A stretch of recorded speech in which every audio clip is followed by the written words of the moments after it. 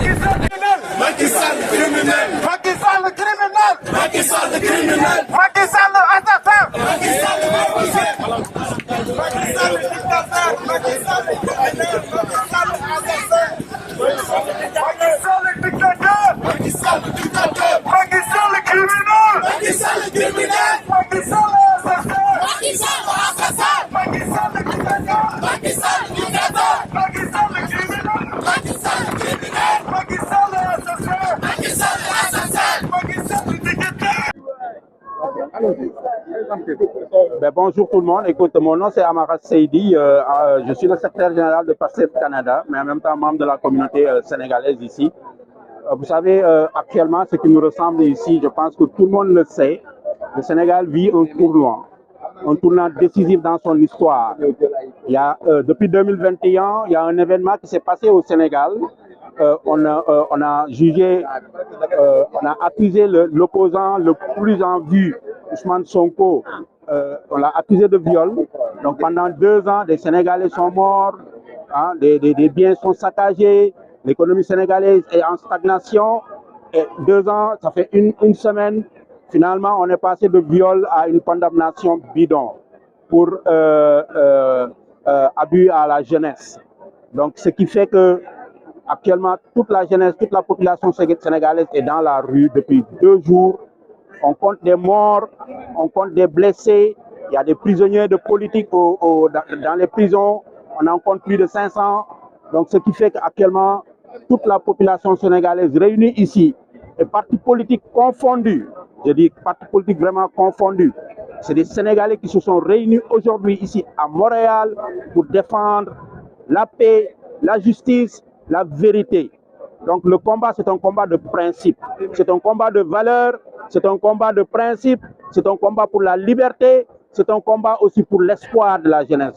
Parce que vous savez, on vit dans un pays où plus de la moitié de la population sont des jeunes. Et ces jeunes-là, aujourd'hui, ont porté leur espoir sur un homme. Et le pouvoir est en train de tout faire pour briser cet espoir. C'est pourquoi cette jeunesse se soulevée comme un seul homme pour défendre leur avenir. Et voilà la situation actuellement au Sénégal. Et c'est pourquoi nous appelons toute la population, je dirais même africaine, pour défendre ce qui se passe actuellement au Sénégal. Que nous déplorons tous, parce que quand même c'est des jeunes qui sont morts. Je pense qu'aujourd'hui on en compte plus de 19. C'est quand même extraordinaire pour quand même... mais tout cela, il faut le rappeler, hein, il faut le rappeler, tout cela, c'est à cause d'une probabilité d'une 3e candidature que le président Macky Sall veut nous imposer, n'est-ce pas? Alors que la Constitution est très claire dans son article 27 qui dit que nul ne peut exercer plus de 2 mandats consécutifs. Mais lui, il est en train de revenir sur sa parole, amené avec, soutenu par cela, par ses partisans. Et voilà, c'est ce qui va amener quand même le pays dans une situation chaotique. Et c'est ce que nous ne voulons pas au Sénégal. C'est pourquoi aujourd'hui nous sommes tous réunis ici pour défendre le peuple, défendre le Sénégal, pour que le Sénégal, qui a toujours été une vitrine pour la démocratie en Afrique, que cette démocratie-là ne soit pas morte. Adina bi dëkk bu baax réew mu baax askan wu jub askan wu jóg askan wi nga xamante ne ñoom dañoo nekk ay bañkat ñoom ñoo ko defar askan woowu nag dañoo mën a nekk ay mag mën a nekk ay ndaw te tey jii ndawu Sénégal ñoom ñoo jóg ngir nangu li nga xamante ne ñoom ñoo ko moom construire dëkk bi nga xamante ne moom la ñu bëgg kon ñu leen di jaajëfal waa askanu Sénégal rawatina ndawu Sénégal yi ñu leen di wax ne la leen war yéen a nga jëm ñun dañoo daje fii tey ngir wan ne leen ne li ngeen di dund ñun moom la ñuy dund donte teewuñu fa su ngeen nelawuñu su ngeen lekkul mënuñoo lekk su ngeen naanul mënuñoo naan te suñu leen rayee dafa mel ne ñun la ñu rey ma am benn dernier message boo xamante ne dama ko jëmee ci njiitu réew mi muy Macky Sall aw askan soo leen jiitee saytaane sëppatal la nga dem ba say nopp déggatul say bët gisatul yow mënatoo jàngat mënatoo décortiquer message bi ndaw ñu jóg di la ko jox mérito jiite askan woowu dangaa war a démissionner wàcce sa ndomba tànk may sénégalais ñu jël li ñu moom defaraat seen réew asalaamaaleykum wa rahmatullah. Je m'appelle Lamine Niang, je suis responsable de la communication de PASTEF Canada. Je suis également un des gestionnaires de Jotna Media Group. Le Sénégal est en train de brûler du constat général. Qu'est-ce qui est à la base de ce malaise? Alors, ce malaise est né de frustrations multiples. D'abord liées à la gestion du pays, parce qu'on a un président de la République qui, aujourd'hui, à travers son gouvernement et les personnes qui sont autour de lui, c'est-à-dire son entourage, s'accapare toutes les richesses du pays. Donc, le Sénégal, aujourd'hui, malgré la découverte des richesses, que ce soit pétrolières, que ce soit gazières, mais également un pays où il y a énormément de ressources naturelles, continue aujourd'hui d'émerger parmi les 25 pays les plus pauvres au monde. On a aujourd'hui une jeunesse qui est laissée à elle-même. On le voit constamment, ces jeunes qui empruntent les pirogues de fortune donc pour pouvoir rejoindre l'Eldorado. Donc, on a aujourd'hui une population qui est laissée à elle-même, qui est démunie. Et ça, c'est déjà au niveau social. Et au niveau politique, on a un président de la République qui veut s'éterniser au pouvoir, qui fait toutes les stratégies ou les stratagèmes, les subterfuges les plus basses possibles pour pouvoir rester au pouvoir, en instrumentalisant bien sûr la justice, mais également en utilisant la force publique pour pouvoir mater la population, pour pouvoir intimider, amener de la violence. De telle sorte qu'aujourd'hui, on a cette population-là qui lui a tourné le dos et que malheureusement, il ne veut pas comprendre et accepter, et qui, en contrepartie, a montré son intérêt pour un nouveau discours. Un discours qui est incarné par un nouveau leader, qui est le président Ousmane Sonko, qui est arrivé troisième à la dernière présidentielle et qui est aujourd'hui le chef de l'opposition de façon incontestable. Et à travers les chiffres, on a vécu des élections législatives, on a vécu également les élections locales et c'est toujours l'opposition pratiquement qui est arrivée au coude à coude, dirigé par le président Ousmane Sonko. C'est un homme qui est mondialement connu, qui draine les foules, qui est aimé par le peuple parce que simplement il a un nouveau discours, un discours d'espoir, un discours de renouveau, mais surtout un discours orienté vers l'avenir, de possibilités, d'énormément d'opportunités, qui montre aujourd'hui à cette jeunesse dont je parlais tout à l'heure, qui emprunte l'Atlantique pour leur dire que ça doit se passer ici au Sénégal. On est capable, nous, de nous en sortir. Parce que simplement, jusqu'ici, on est resté dans la pauvreté parce qu'on a toujours, depuis 1960, un système qui est là, qui nous prend en otage, qui s'accapare, comme je le disais tout à l'heure, de toutes les richesses et qui empêche à la grande population de pouvoir profiter de nos ressources et de nos richesses. Donc aujourd'hui, c'est ce leader-là que le président Macky Sall cherche à écarter parce que simplement, il est le seul qui est capable, même au premier tour, de pouvoir le vaincre. Et à travers toujours l'instrumentalisation de la justice et surtout l'exploitation d'une affaire sordide qu'on a appelée l'affaire Sweet Beauté avec une jeune fille malheureusement qui a été utilisée et on s'est retrouvé avec un procès et d'ailleurs qui a fini par l'innocenter par rapport à ce pourquoi il a été au départ accusé, c'est-à-dire de viol, ce qui n'est pas le cas, et de menaces de mort. Alors finalement on s'est retrouvé avec une affaire qui fait rire, c'est-à-dire condamné pour comment le dire, exploitation d'une jeunesse, exploitation en tout cas d'une jeunesse ou en tout cas, ce qui était au départ avancé comme la plainte, ça n'a pas fini par être le cas. On s'est retrouvé avec autre chose. Mais l'objectif, on le sait, c'est simplement de pouvoir l'empêcher d'être candidat. Mais actuellement, on sait que Macky Sall n'est pas écouté par la jeunesse et que le seul qui est écouté par la jeunesse, c'est Sonko, votre leader. Est-ce que c'est pas à lui, d'une certaine façon, de calmer le jeu? Parce qu'on sait que il est aussi puissant que nos marabouts actuellement. S'il appelait à ce que les jeunes ne brûlent pas le pays et qu'on dégage quand même Macky Sall d'une autre façon, est-ce que c'est possible? Je pense que Ousmane Sonko a fait tout ce qu'il avait à faire au départ. Ousmane Sonko à plusieurs reprises a averti de ce qui est aujourd'hui en train de se passer. Et il a toujours été dans une posture de « moi, je ne serai jamais celui qui va amener la violence, moi, je serai toujours celui qui va procéder, qui va amener, qui va pousser cette population à croire en elle-même, mais surtout à éviter tout ce qui est situation catastrophique. » Et la preuve, on se rappelle de 2021. On a vécu un peu ce qu'on est en train de vivre. Et on se rappelle très bien, il a été à l'écoute, avec toute l'opposition bien entendu, de l'appel au calme de nos chefs religieux à l'époque. Donc il aurait pu, comme aujourd'hui c'est le cas, pousser la jeunesse à aller même déloger Macky Sall du palais, ce qu'il n'a pas fait. Et donc aujourd'hui, on a un Sonko qui est pacifiste.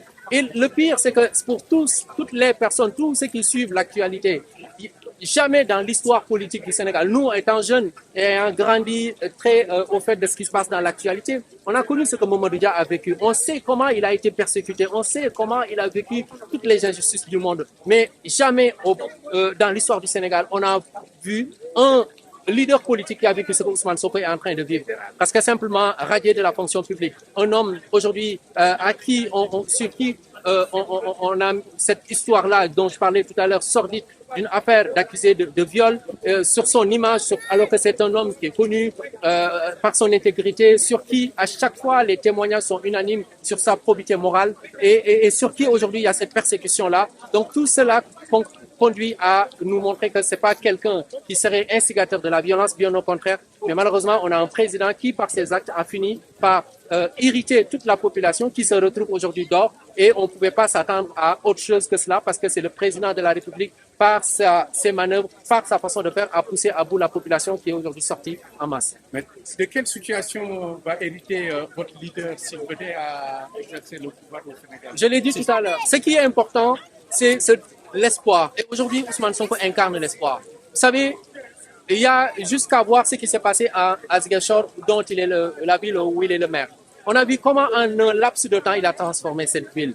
Une ville devenue très propre, une ville où les ressources sont bien partagées, une ville qui est bien gérée finalement. C'est juste une façon de dire que oui, on a en Afrique aussi des exemples. Il y a des pays qui ont connu le chaos, mais il suffit d'un véritable leadership. C'est le cas de Rwanda. C'est des pays qui, nous avons en Afrique cette possibilité-là, si on avait de véritables leaders, de pouvoir nous en sortir, mais en une génération. On a des exemples dans le monde. On a vu à Singapour, Lee Kuan Yew, qui est un visionnaire, qui est celui qui est le père fondateur. Aujourd'hui, Singapour qui émarge parmi les pays les plus riches au monde, c'est en une génération. Un pays qui a obtenu son indépendance en 1965. Kagame, il est en train de montrer l'exemple. Donc au Sénégal, c'est possible, malgré tout ce qui est en train de se passer avec un leader comme Ousmane Sonko. Moi, je vous le dis, je vous le garantis, en une année, on est capable de redresser le pays. Parce que cette jeunesse-là veut du bien, cette jeunesse-là est prête au changement. Mais il faut lui mettre dans les conditions de changement pour que ça change. Mais quelle est la suite selon vous? Qu'est-ce qui va se passer actuellement? Mais la suite, c'est celui qui est l'instigateur de tout ça, c'est à lui qu'il faut poser cette question-là, c'est Macky Sall. Si Macky Sall voulait que les choses reviennent à la normale, si Macky Sall voulait que la paix revienne, dès ce soir, on aurait la paix. Et ça passe par quoi? Par simplement revenir sur cette sordide affaire qui empêche à Ousmane Sonko d'être le candidat. Et on le sait. Il ne peut pas y avoir d'élection au Sénégal sans Ousmane Sonko. C'est impossible. Donc aujourd'hui, on sait d'où part cette histoire-là. Donc lui aussi, il est capable de savoir par où passer pour remettre les choses en ordre. Peut-on rappeler quand même à une certaine retenue à la jeunesse sénégalaise de ne pas... Cette jeunesse-là, ce qu'elle est en train de vivre, ce n'est pas de gaieté de cœur. On le voit parce que c'est des jeunes qui sont torturés, c'est des jeunes qui perdent la vie, ce sont des jeunes qui sont blessés. Et on a vu ça d'une violence extraordinaire. Donc, je ne pense pas que cette jeunesse-là, ce qu'elle est en train de faire, elle le fait de gaieté de cœur. Personne n'aimerait voir ça. Nous-mêmes qui sommes ici, nous avons nos neveux, nous avons nos petits frères qui sont sur le champ de bataille, qui sont en train de se battre. Donc, il suffisait simplement que de l'autre côté, qu'on entend ce son de cloche-là, ce discours de paix, de calme, et je vous le garantis, dans les minutes qui suivent, on peut voir un Ousmane Sonko lui aussi revenir pour dire qu'il se joint à ce discours-là d'appel à la paix. Mais ça ne peut pas venir d'un Ousmane Sonko parce qu'au contraire, c'est lui qui est victime de tout cela en premier lieu avant ses partisans. Donc ça, la balle est véritablement aujourd'hui dans le camp du pouvoir. Et quel est ton message pour les Sénégalais en général? Ben, le message, c'est qu'aujourd'hui, on est rendu pratiquement à un niveau, malheureusement, où c'est très difficile de revenir en arrière. Malheureusement, on a vu les casses, on a vu le pays qui est véritablement dans le chaos. Et donc, moi, je ne peux pas dire que d'appeler au calme, comme je le disais tout à l'heure, tant que l'instigateur de tout cela ne l'a pas fait. Et aujourd'hui, le message, moi, ce que je dis, c'est que cette jeunesse-là doit poursuivre le combat. Parce que c'est un combat pour la dignité. C'est un combat pour l'espoir. Mais c'est aussi un combat pour les droits humains. Moi, je vous le dis, et ça me fend encore le cœur. Oh, je suis l'organisateur de cette manifestation-là. Et pour le faire, j'ai appelé la police ce matin. Et vous savez quoi? J'appelle la police et d'une façon tellement courtoise, ce matin seulement. Et pourtant, je le savais depuis 2 jours qu'on allait avoir cette manif. Et il a fallu que je les appelle. Ils me disent que ça allait être encadré. Et vous avez vu comment la police nous a accompagnés. Il n'y a rien eu de grabuge. Il n'y a rien eu comme violence. Tout s'est très bien passé. Et c'est ça que ça doit être. Et la population sénégalaise mérite ça. C'est-à-dire de pouvoir vivre dans un pays où règne la démocratie, où les droits humains sont respectés, où les Sénégalais mangent à leur faim, où c'est possible parce qu'on a toutes les richesses du monde.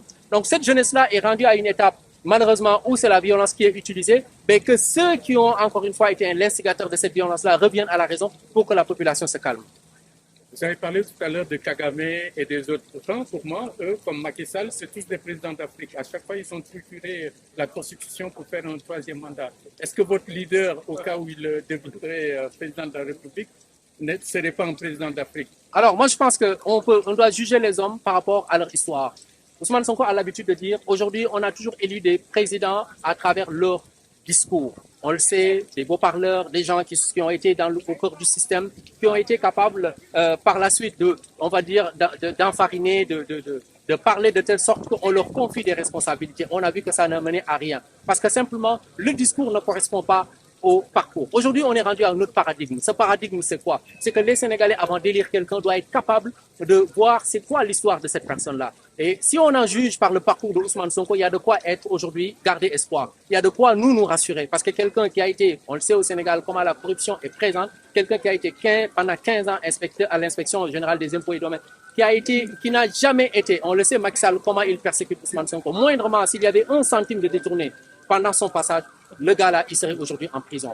Donc, quelqu'un qui a été comme ça, quelqu'un avec toutes les personnes qui l'ont côtoyé, qui l'ont connu, le discours, les témoignages sont unanimes pour dire que c'est un homme intègre, c'est un homme qui tient à sa parole, c'est un homme qui a un discours véridique. Nous qui sommes dans le parti, qui ont un certain nombre de postes de responsabilité, on le sait comment ce gars, il ne négocie pas, il ne badine pas. Tu as beau être son plus proche ami, quand il s'agit de faire les choses, il va le faire selon les règles de la bonne gestion. Ce n'est pas quelqu'un qui va privilégier son ami, sa famille, ainsi de suite. Et donc, à travers tout cela, encore une fois, on peut nous rassurer en tant que Sénégalais pour dire que si les Sénégalais lui confiaient le pouvoir, c'est quelqu'un qui serait en mesure de respecter sa parole parce qu'il a eu à le prouver dans le passé.